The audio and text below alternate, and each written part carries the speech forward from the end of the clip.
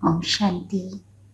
आज का विषय बहुत सेंसिटिव है। ऐसा विषय है जो हर एक को फेस भी करना पड़ता है, हर एक उससे वाकिफ भी है, लेकिन हर एक के लिए उसको स्वीकार करना शायद बहुत मुश्किल होता है। हमारे जीवन का सबसे मुश्किल समय ही वो होता है जब हम अपनी प्रियजन को हमेशा के लिए खो देते हैं और उनकी यादों के सहारे हमको पूरा जीवन व्यतीत करना होता है। ये तो सच है कि ये समय बहुत डिफ़िकल्ट है और हम कभी नहीं चाहेंगे कि जो हमारा प्रियजन है, जिसने हमको इतना प्यार दिया, जो इतने समय तक हमारे साथ रहा, उसको हमारी वजह से कोई दुख या तकलीफ़ हो। हम सब यही चाहते हैं कि उनको मुक्ति प्राप्त हो, वो सदा ही सुख और शांति का अनुभव करें, वो जहाँ भी रहें सदा सुखी ही रहें। परंतु कभी कभी हम जाने अनजाने अपने ही हाथों से शायद उनके दुख और बंधन का कारण बन जाते हैं। आपको भी बहुत अजीब लग रहा होगा कि ऐसे कैसे हो सकता है कि जिसे हम इतना प्यार करते हैं उसे ही हम दुख देंगे या बंधन में बांध कर रखेंगे। तो इसको हम एक रियल इंसिडेंट से समझते हैं। एक सिस्टर के यहाँ शादी के लगभग 11 साल के बाद ट्विंस ने जन्म लिया और 18 साल का जब उनका बेटा हुआ, बहुत यंग, तो एक एक्सीडेंट में उसने अपना शरीर छोड़ दिया। और बेटे के जाने के बाद नो डाउट वो मदर हैं, तो उनकी जो हालत थी वो बहुत ख़राब, दिन रात बस रोना ही रोना। बहुत लोगों ने उसको समझाया। इवन जब उसके यहाँ संतान की उत्पत्ति हुई थी तब उसने कहा था कि मैंने बहुत मन्नतों से इनको लिया है, मेरे लिए तो भगवान का ये प्रसाद है। तो उन्होंने परमात्मा का बहुत शुक्रिया भी अदा किया और उन दोनों का नाम भी उसने प्रभु और प्रसाद ही रखा। तो उनके हस्बैंड भी बोलने लगे कि आपने ही तो कहा था कि ये प्रभु की सौगात है। जब उन्होंने वापस ले लिया तो हमको दुख नहीं होना चाहिए। हमारा पास एक बेटा है, शायद एक बेटे की ज़रूरत परमात्मा को थी या किसी और को थी, तो उन्होंने ले लिया। परंतु माँ का दिल किसी भी बात को मानने के लिए रेडी ही नहीं था। कितना ज्ञान भी सुनाया गया, मेडिटेशन भी कराया गया, परंतु उनका मन इस बात को स्वीकार ही नहीं कर पा रहा था कि मेरा जवान बेटा, मेरे दिल का टुकड़ा सदा के लिए मेरे से दूर चला गया। ऐसी ही उनकी हालत हो गई थी। घर वाले भी बहुत परेशान थे क्योंकि इस प्रकार का जीवन जीना प्रैक्टिकली पॉसिबल नहीं होता है और हम सब भी चाहते हैं कि वापस से फिर वो अपनी ज़िंदगी में आए, क्योंकि कुछ भी कर कर के अब वो चीज़ वापस नहीं आ सकती है। तो सबको यही लगता है कि अब हमको आगे बढ़ना ही है अपनी ज़िंदगी में, यही प्रकृति का भी नियम है। परंतु वो माँ का दिल था तो शायद ये स्वीकार नहीं कर पा रहा था। लेकिन एक दिन जब सुबह वो सिस्टर उठे तो उनके हस्बैंड को भी बहुत हैरानी हुई कि आज उनके चेहरे पर एक अलग सा सुकून है। बहुत दिनों के बाद उन्होंने उनके चेहरे पर हल्की मुस्कुराहट भी देखी और ऐसे देखा जैसे वो बहुत निश्चिंत हैं। तो उनसे रहा नहीं गया, तो उन्होंने पूछा कि आज कोई जादू हो गया, कितने दिनों के बाद हम आपको ऐसा देख रही हैं। तब उनकी वाइफ ने उनको बतलाया कि कल रात को मैंने एक अद्भुत स्वप्न कह सकते हैं या पता नहीं वो मेरे मन की भावना थी, क्या था मुझे नहीं मालूम, लेकिन मैंने एक बहुत ही अद्भुत सा सीन देखा। मैंने देखा कि बहुत एक लंबी लाइन लगी हुई है जिसमें बहुत सुंदर सुंदर पोशाक पहने हुए बहुत लोग जा रहे हैं और उनके हाथों में बहुत सुंदर सा दीपक जगमगा रहा है। देख के ही मेरे को आकर्षण हो रहा था कि उन्होंने सुंदर सुंदर वस्त्र पहन रखे हैं, सुंदर सुंदर गहने पहन रखे हैं, उनके हाथों में बहुत सुंदर सा दीपक जग रहा है। तो मुझे जानने की बहुत इच्छा हो रही थी। तो मैंने जा कर के जैसे ही देखा तो मुझे पता लगा कि ये तो वो लोग हैं जिनकी ये जीवन यात्रा समाप्त हो गई है और ये अपनी नई यात्रा की तरफ जा रहे हैं। ये सुनकर के जैसे ही मैं पीछे मुड़ने लगी तो मेरी नज़र कुछ और 2-4 लोगों पर पड़ी जो बहुत ही अलग से गंदे से वस्त्र में थे, जिनके पैर भी डगमगा रहे थे और जिनके हाथ का दीपक भी बहुत कभी जग रहा था कभी बुझ रहा था। तो मुझसे रहा नहीं गया, तो मैंने उनसे जाकर के पूछा कि आपकी ऐसी हालत कैसे हुई। तो जैसे ही उन्होंने मुख ऊपर किया तो मेरे पैरों से तो ज़मीन नीचे से खिसक गई क्योंकि वो और कोई नहीं था, वो हमारा ही बेटा था, वो हमारा ही प्रभु था। तो मैंने उससे पूछा कि बेटा तेरी ये हालत कैसे हुई? तो उसने कहा कि ये जो नए नए वस्त्र पहन करके जा रहे हैं, ये वस्त्र नए शरीर का प्रतीक हैं, जो ये अपनी नई बॉडी को धारण कर रही हैं। और जो इनके हाथ में जो दीपक है, ये उस कुल का दीपक बनने वाले हैं, जो बहुत सुंदर जगमगा रहा है। और ये बहुत नई सुंदर यात्रा की तरफ अपने अग्रसर हो रहे हैं। लेकिन माँ, जब मैं आपकी तरफ देखता हूँ तो मेरे को इच्छा तो हो रही है कि मैं भी नए वस्त्र धारण करूँ, परंतु फिर मेरे को ये खींच होती है कि आपका क्या होगा। तो मेरा मन बार बार आप ही की तरफ दौड़ रहा है। मैं चाह कर के भी उस नई ड्रेस को धारण नहीं कर पा रहा हूँ, और मैं अभी तक अपनी उसी पुरानी ड्रेस में हूँ। और ये जो दीपक है, तो जैसे ही आपके आंसू इस दीपक पर पड़ते हैं तो ये जगमग होने लगता है, इसकी लो बुझने लग जाती है। और मेरे पैर भी इसीलिए डगमगा रहे हैं क्योंकि जो पैरों में आपके दुख के बंधन डले पड़े हैं, ये बंधन मुझे चलने ही नहीं दे रहे हैं, मुझे नई यात्रा की तरफ आगे नहीं बढ़ने दे रहे हैं। तो जब माँ ने ये सुना कि उसके दुख का, उसके बंधन का कारण मैं हूँ, तो उसके माँ के तो आंखों से और ही आंसू बहने लगे। और उसने तुरंत उसको गले से लगा करके कहा, बेटा आज मैं तुझे आज़ाद करती हूँ, तू खुशी खुशी अपनी नई यात्रा की तरफ जा। वो भी तो परिवार है, वो भी तो माँ है जो तेरा बहुत इंतज़ार कर रही है, जिसने पलकें बिछा रखी हैं कि कब वो मेरा बेटा इस दुनिया में आएगा। तो उस वक्त मैंने जैसे ही उसको ये विदाई दी, उसने मेरे ही सामने फिर से वही सुंदर वस्त्र धारण किए और बहुत सुंदर दीपक को जगमगाते हुए दीपक के साथ वो वहाँ से अदृश्य हो गया। तो आज मुझे इस बात की खुशी है कि मैंने अपने बच्चे को नई यात्रा के लिए बहुत सारी दुआओं के साथ, खुशी के साथ विदा कर दिया। आज मुझे लग रहा है कि शायद मैंने अपना फ़र्ज निभा दिया, क्योंकि देखिए हम पेरेंट्स होते हैं, अगर हमारे पास एक सिंगल बेटा भी है और उसको जिद हो रही है कि उसको बहुत दूर जाना है, तो हम ये नहीं कहते हैं कि हम अपनी खुशी नहीं देखते। हमको ये लगता है कि पहले हमारे बच्चों की खुशी है, यही तो असली प्यार है। प्यार कभी ये नहीं देखता कि मेरा क्या होगा, प्यार सदा ही ये देखता है कि जिसको मैं प्यार करता हूँ उसकी किस चीज़ में खुशी है।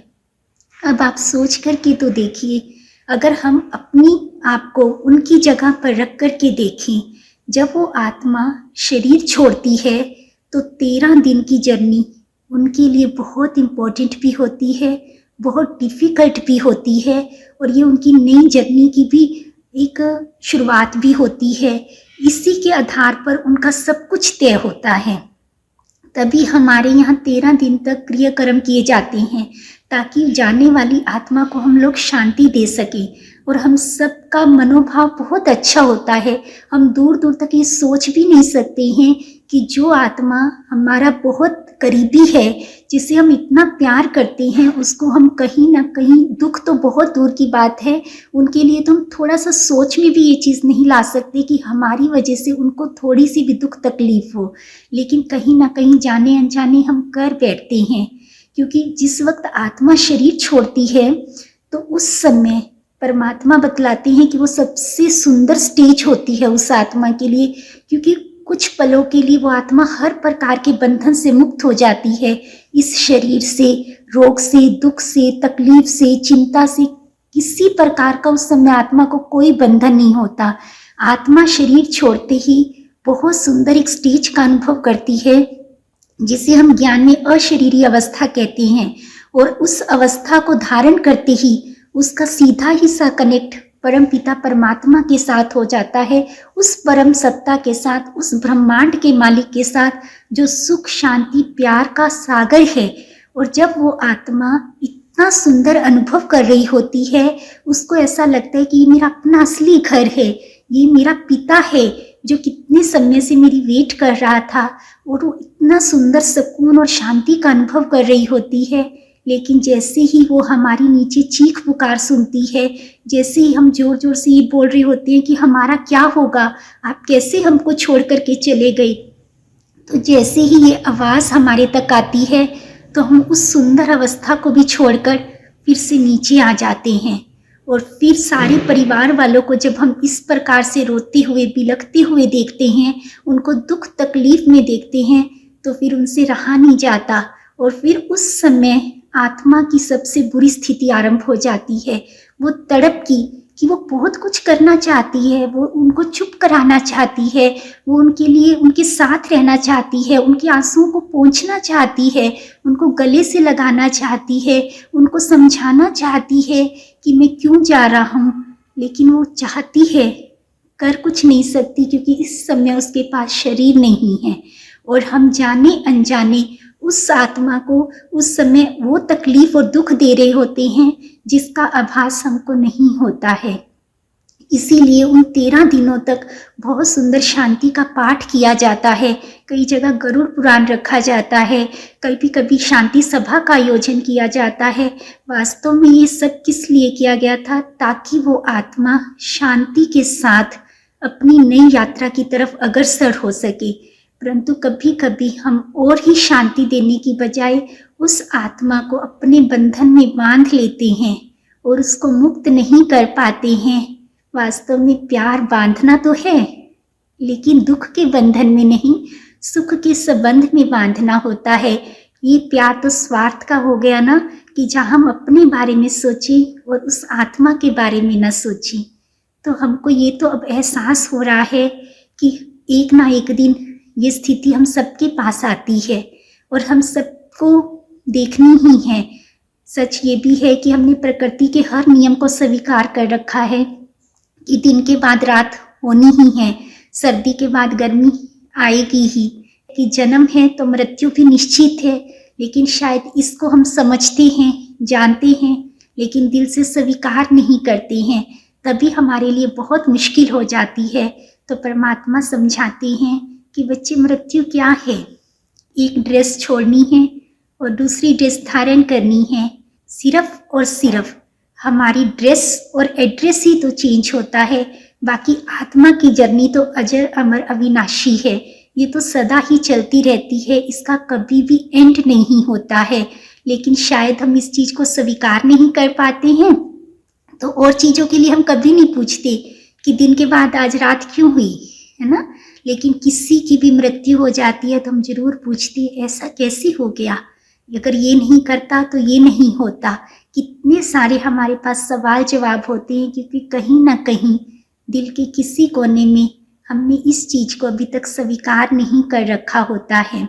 अब बहुत बड़ी बात है कि हम जानने वाली आत्मा को मुक्ति कैसे दें, कैसे उनको अपने बंधनों से आज़ाद करें, कैसे उनको नई यात्रा के लिए प्यार के साथ, दुआओं के साथ विदाई दें। हमारी आंखों में प्यार के आंसू तो हो सकते हैं, लेकिन दुख और तकलीफ के आंसू नहीं आने चाहिए। उस समय हमारा सबसे पहला फर्ज होता है कि हम उस आत्मा को ये एहसास दिलाएं कि ये सत्य है कि उन्होंने हमारे लिए जीवन भर बहुत कुछ किया है। सबसे पहले हमें उनके उन कार्यों के लिए, उनके प्यार के लिए, उनके सहयोग के लिए, उनके त्याग के लिए दिल से उनको शुक्रिया अदा करना चाहिए। ये भी एहसास दिलाना चाहिए कि वो हमारे जीवन में बहुत इम्पोर्टेंट थे और उनकी यादें हमारे दिल में सदा ही रहेंगी। लेकिन साथ साथ हमें उन्हें ये भी एहसास दिलाना है कि उनके रहे हुए कार्य हम पूरी जिम्मेवारी के साथ करेंगे, उनके हर सपने को हम साकार करेंगे, उनकी अच्छाइयों और आदर्शों के रूप में अपने अंदर उन चीज़ों को धारण करके उनको सदैव ही जिंदा रखेंगे। और सबसे ज़्यादा हमें उस समय उनको बहुत सारी दुआएं दे करके विदा करना होता है। हम कैसे कर सकते हैं? एक छोटा सा मेडिटेशन करते हैं। अभी इस समय उन सभी प्रियजनों को हम मन और बुद्धि से इमर्ज करते हैं जो हमें हमेशा के लिए छोड़कर चले गए हैं। तो सबसे पहले हम परम पिता परमात्मा को निमंत्रण देंगे, क्योंकि वही एक सुख, शांति और प्यार का सागर है। वही हमको भी हिम्मत देगा उस आत्मा को विदाई देने के लिए, और उस आत्मा को भी वही बल भर सकता है नई सुखद यात्रा के लिए। तो सबसे पहले हम मन से परम पिता परमात्मा को निमंत्रण देंगे। फील करेंगे कि परमात्मा ज्योतिर्बिंदु ठीक हमारी आँखों के सामने हैं और उनसे अनंत प्यार, सुख और शांति की किरणें निकल रही हैं और मैं उन किरणों के अंदर नहा रही हूँ। मैं आत्मा बिल्कुल शांत हो रही हूँ, एकदम शांत, गहन शांति का अनुभव कर रही हूँ। अब मुझसे ये शांति की किरणें जाने वाली आत्मा पर जा रही हैं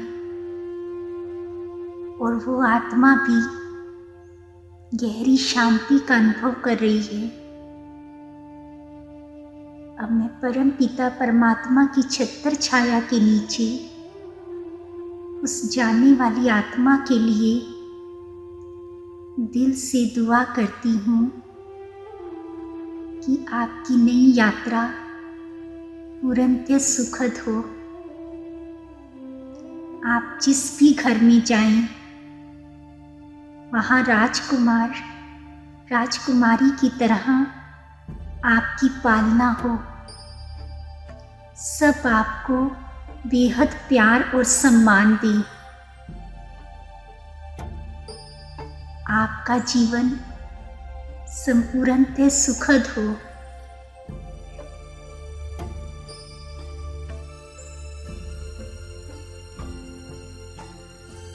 इस तरह के मेडिटेशन से हम जाने वाली आत्मा को मुक्ति भी दे सकते हैं, दिल की ढेर सारी दुआएं भी दे सकते हैं, सुंदर नई यात्रा के लिए शुभकामनाएं भी दे सकते हैं।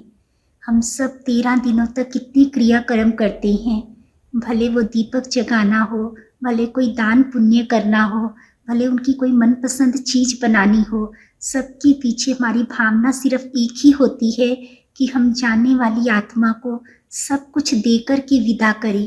परंतु सच तो यही है, उस आत्मा को शायद ये सब कुछ नहीं चाहिए, क्योंकि ये सब कुछ तो वो छोड़ कर के ही गई है। ये सब वो चीज़ें हैं जो अपने साथ नहीं ले जा सकती। ले जा सकती है तो सिर्फ 2 ही चीज़ें, एक शांति और दूसरी मुक्ति। तो ये चीज़ें भी तो अगर हमको देनी है तो कोई गलत नहीं है, क्योंकि इसी बहाने से हम इतने सुंदर सुंदर कार्य करते हैं। हम परमात्मा को याद करते हैं, दान पुण्य करते हैं, अच्छा अच्छा भोजन बनाते हैं। ये सब चीज़ों की वो भासना लेती है, उसको ये एहसास होता है कि ये सब मुझसे कितना प्यार करते हैं और मेरे लिए कितना कुछ कर रहे हैं। तो इस चीज़ की तो उसको भासना जाती है, परंतु जो वो सच्ची चीज़ लेकर के जा सकती है वो सिर्फ और सिर्फ मुक्ति और शांति है। तो हम ये पूरा प्रयास करें कि जाने वाली आत्मा को हम ये 2 चीज़ें देकर के ही विदा करें। कोई भी आत्मा इनके बिना हमारे जीवन से विदाई ना ले। तो ये हमारा सबसे पहला फर्ज है, यही होगी हमारे सच्चे प्यार की निशानी। और जो हम देंगे वो हम भी पाएंगे, क्योंकि एक ना एक दिन ये सब हमें भी देखना है। तो आज हम देंगे तो कल हमें भी वो प्राप्त होगा। तो इसे ही कहते हैं, आई थिंक, सच्ची सच्ची श्रद्धांजलि। इसे ही कहते हैं जाने वाली आत्मा को सच्ची सच्ची मुक्ति का दान। हम तो समझते थे शायद उनको मुक्ति परमात्मा देंगे या कोई बहुत बड़े विद्वान साधु संत महात्मा देंगे, लेकिन परम पिता परमात्मा समझाते हैं कि मुक्ति प्राप्त करना हमारे अपने हाथ में है। आत्मा स्वयं ही मुक्त हो सकती है, परमात्मा भी तब तक मुक्ति नहीं दे सकते जब तक हम खुद अपने बंधनों से आज़ाद ना हों। तो इसीलिए हम मदद कर सकते हैं उस आत्मा को इन बंधनों से मुक्त होने में, और इसमें हमारा और उनका दोनों का ही फायदा है। ओम शांति।